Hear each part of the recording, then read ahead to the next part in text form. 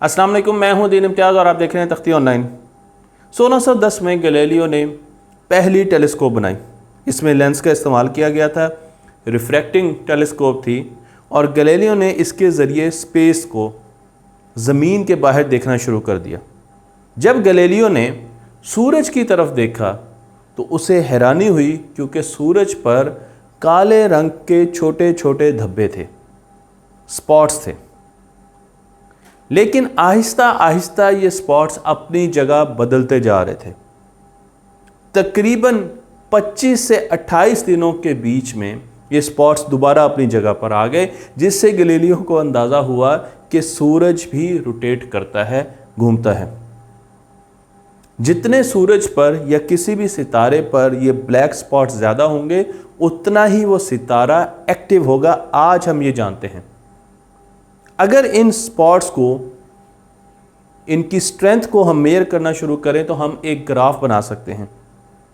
मैं आपको ग्राफ यहाँ पर दिखा रहा हूँ, जो कि आप देख सकते हैं कि 11 साल के बाद ये ग्राफ आहिस्ता आहिस्ता दोबारा अपने आप को रिपीट करना शुरू कर देता है। तो solar cycle, solar activity cycle 11 साल का है। गैलीलियो ने जो टेलीस्कोप बनाई उसमें लेंसेज का इस्तेमाल हुआ था और बहुत बड़ा मसला ये था कि एब्रेशन आती थी। जब भी हम दूर की किसी चीज़ को फोकस करने की कोशिश करते थे तो उसके किनारे ख़राब नज़र आते थे, जिस तरीके से आपको इस तस्वीर में नज़र आ रहा है। सूरज से आने वाली रोशनी को प्रिज्म के ज़रिए एक दीवार पर मुनक्किस किया और उस दीवार पर स्पेक्ट्रम देखा सबसे पहले लाइट का। ये काम हम ग्रेटिंग के साथ भी कर सकते हैं और यही काम हम एक आम सीडी के साथ भी कर सकते हैं। इस स्पेक्ट्रम को, जो कि सूरज से आने वाली रोशनी से हमें मिला, डायरेक्ट स्पेक्ट्रम है, इसे हम कॉन्टिन्यूस स्पेक्ट्रम कहते हैं। तो अगर आप किसी बल्ब की किसी भी लाइट सोर्स से उसके सामने प्रिज्म रखेंगे तो आपको एक कॉन्टिन्यूस स्पेक्ट्रम मिलेगा, जिसकी तस्वीर, और आपने इसको अच्छे तरीके से जहन नशीन कर लेना है। इसमें तमाम वेवलेंथ, विजिबल लाइट की तमाम वेवलेंथ मौजूद हैं। लेकिन बल्ब के बीच में और आपके प्रिज्म या डिटेक्टिंग इक्विपमेंट के बीच अगर गैस मौजूद है तो ये गैस एक चोर का काम करेगी। ये कुछ वेवलेंथ रोशनी की अपने पास रख लेगी। अब जो आपके पास स्पेक्ट्रम आएगा, मैं आपको वो स्पेक्ट्रम यहाँ पर दिखा रहा हूँ, इसे उस गैस का एब्जॉर्प्शन स्पेक्ट्रम कहा जाता है, जिसमें कुछ वेवलेंथ या कुछ रोशनियाँ मौजूद नहीं हैं। ये रोशनियाँ उस गैस ने अपने पास रख ली और ये गैस ठंडी है। सबसे नीचे वाली तस्वीर आपको यही चीज़ दिखा रही है। अब बीच वाली तस्वीर में आए, जहाँ पर आप इस गैस को दोबारा गर्म करते हैं, यानी इस चोर को पकड़ा और इसकी ज़ोर से हमने फेंटी लगाई, तो अब इसने जो रोशनी, जो वेवलेंथ चुराई थी, वो दोबारा एमिट करना शुरू कर दी, वापस हमें दे दी। जो चोरी का माल था वो इसने वापस कर दिया। इसे हम एमिशन स्पेक्ट्रम कहते हैं।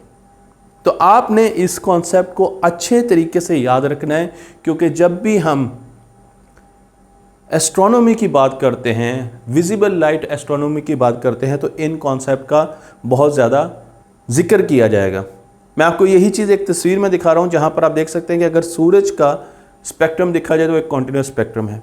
लेकिन जब सूरज की रोशनी गैस से गुजरती है तो गैस कुछ स्पेक्ट्रम का हिस्सा अपने पास रख लेती है, कुछ वेवलेंथ अपने पास रख लेती है, और जो हमारे पास स्पेक्ट्रम पहुंचता है उससे हम अंदाज़ा लगा सकते हैं कि बीच में कोई चोर मौजूद है, बीच में गैस मौजूद है।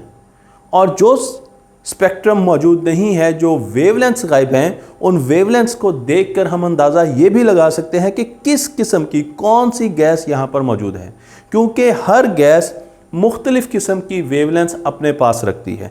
मसलन मैं आपको तस्वीर में हाइड्रोजन गैस का एब्जॉर्प्शन और एमिशन स्पेक्ट्रम दिखा रहा हूँ, तो आप देख सकते हैं कि किस किस्म की वेवलेंथ्स हाइड्रोजन एब्जॉर्ब करती है, और अगर उसे गर्म किया जाए तो वो किस किस्म की वेवलेंथ्स एमिट कर सकती है। तो ये उसका सिग्नेचर है। और अगर आप हीलियम की बात करेंगे तो उसका सिग्नेचर डिफरेंट होगा। अगर आप और गैसेस की बात करेंगे तो उनका सिग्नेचर डिफरेंट होगा। सोडियम का सिग्नेचर डिफरेंट है, मैग्नीशियम का डिफरेंट है। किसी दो एलिमेंट का सिग्नेचर जैसा नहीं है। तो हम जब भी सिग्नेचर को देखेंगे तो हमें पता चल जाएगा कि इस सूरज में कौन सी गैसेस जल रही हैं। या इसके रास्ते में कौन सी गैसेस आ रही हैं।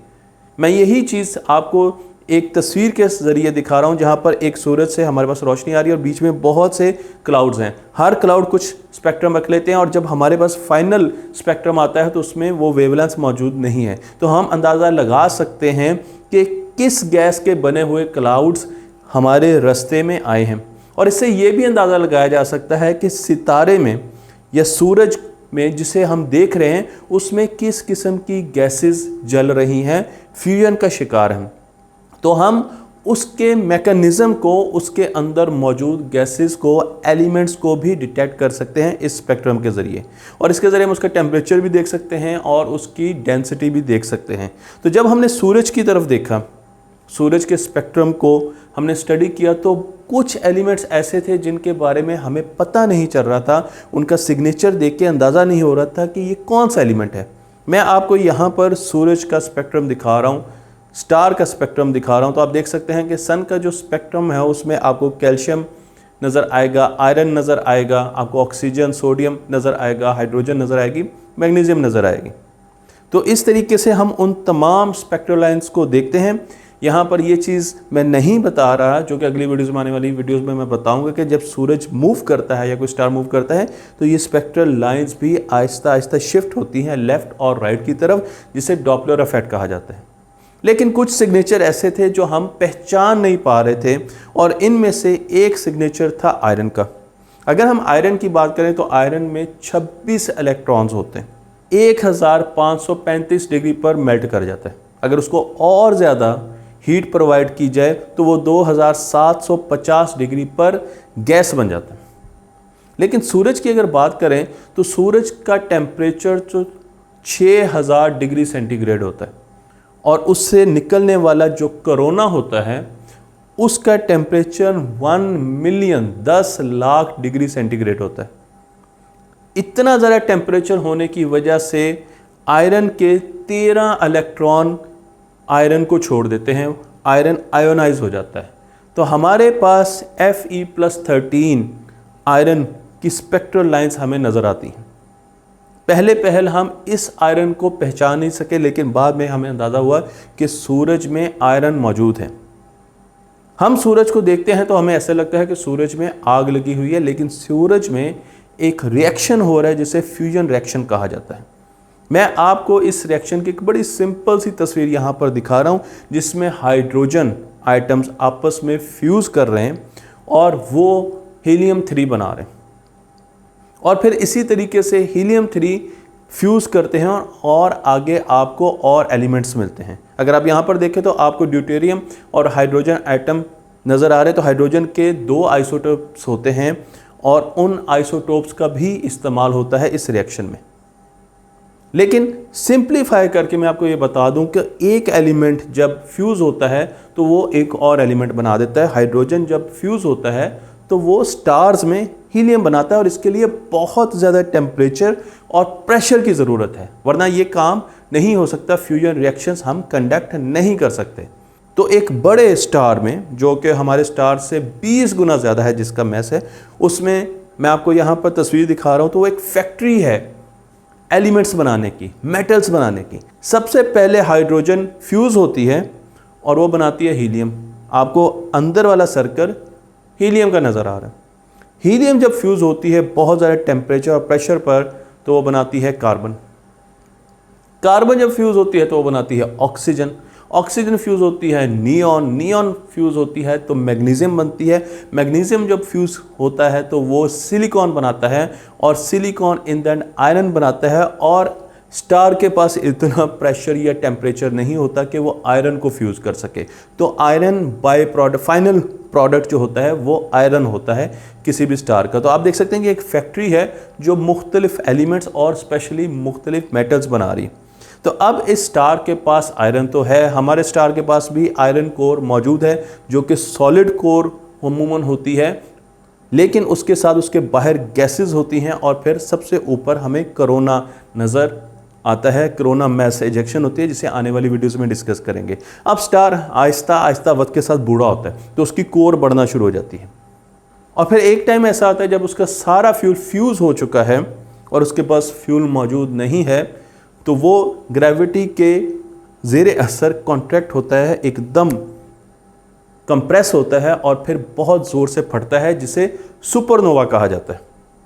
स्टार मर जाता है, बिखर जाता है पूरी करीबी स्पेस में।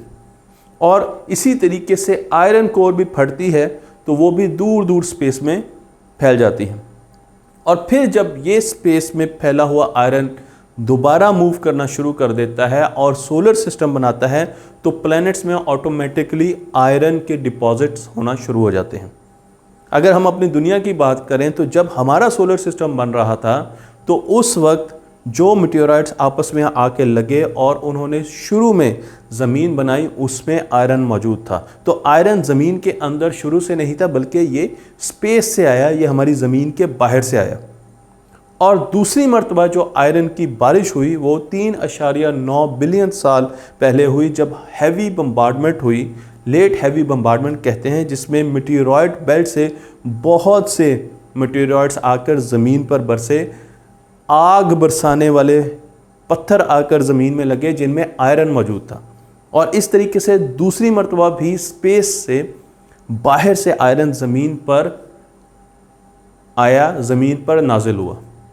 तो ज़मीन पर आज जो हम आयरन देखते हैं, या किसी प्लैनेट पर भी जो आयरन हम देखते हैं, वो आयरन सूरज से आया, किसी सूरज के फटने की वजह से आया, और उसके साथ साथ जब भी मेटेओराइट शावर होता है या कॉमेट शावर होता है तो उससे भी उस प्लैनेट पर आयरन आता है। तो मुझे उम्मीद है कि अब आपको अंदाज़ा हो गया होगा कि किस तरीके से सूरज आयरन बनाने वाली, लोहा बनाने वाली फैक्ट्री है और उसके ज़रिए किस तरीके से प्लैनेट्स को आयरन मिलता है।